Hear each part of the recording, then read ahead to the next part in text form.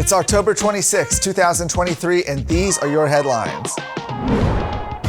It was a long day yesterday / this morning for the Texas House. That's right, they met until 4 in the morning, considering a number of bills, most notably a series of border security bills. We'll talk about those in a moment.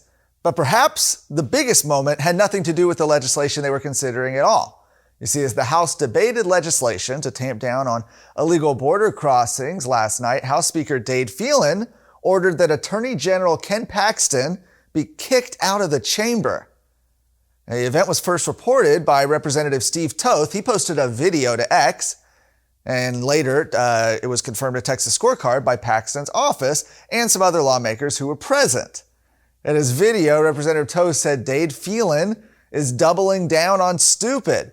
We had Ken Paxton over in the House today to say hello and to look at legislation that we're moving through the House. And Dade Phelan actually sent the sergeant at arms to kick the Attorney General out of the Texas House. Sources inside the House say Paxton was invited by several members of the chamber. And while access to the floor of the House is limited when business is being conducted whenever they're meeting, statewide officials and former members of the Texas House, of which Paxton is both, are regularly granted access. So you see some of the people defending this pointing to House rules and saying, well, technically he's not on there. I can tell you the discretion for whether or not to enforce these is very loose, and it is completely up to the Speaker. And the move comes, of course, as tensions have grown between Paxton and Phelan over the past several months. Back in May, Attorney General Paxton called on Phelan to resign following that now infamous video footage of Phelan apparently presiding over the House while intoxicated. Days later, Phelan led the House's impeachment of Paxton. Paxton was, of course, later acquitted by the Senate. Well, I mentioned that lawmakers at the Texas House approved 3 border security measures in the early hours of this morning as the Texas legislature's third special session of the year has passed the halfway point. Now, we're now a few days past the halfway point.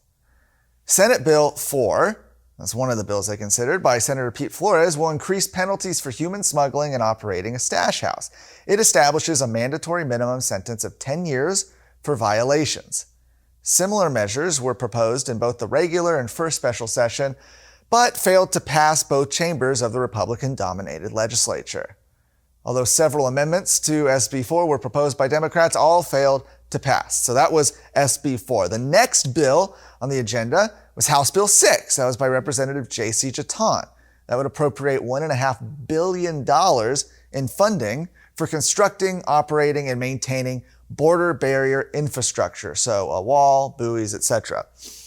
Toth said that the funds would be used to prioritize the most at-risk areas of the border as determined by the Texas Department of Public Safety.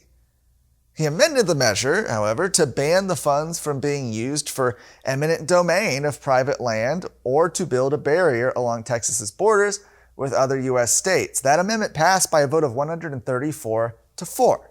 While the Senate bill passed Senate Bill 11 by Senator Brian Birdwell to create a criminal penalty for improper entry from a foreign nation, the House decided to go and approve its own version of the bill, House Bill 4 by Representative David Spiller. That measure will allow Texas to arrest people for illegally entering the state, as well as remove them from the state for refusing to comply with an order to return back to Mexico. Illegal re-entry after being denied entry also increases the criminal penalty for the individual. Notably, this is a big point of consternation, an illegal alien's lawful presence, that includes an asylum claim or DACA, Deferred Action for Childhood Arrivals, the Obama-era program, exempts them from the statute. Debate on the legislation came to a standstill for hours, however, last night, as Republican members voted to limit the debate to 46 amendments. Only 46 amendments. Caught on a hot microphone, Representative Armando Wally said the move was, and I'm censoring myself here, effing bull. Well, you can figure out the rest. Now, it's interesting to see Democrats react this way. I've never seen, as I've been following the legislature, this move actually be used to limit these debates. Normally, Democrats on these high-profile bills will gum up the works by filing dozens, sometimes, nearly 100 amendments on these high-profile bills that all essentially say the same thing, right? And it gives all of them an opportunity to stand up for 10, 20 minutes at a time and talk about how racist Republicans are or whatever for trying to get priorities passed.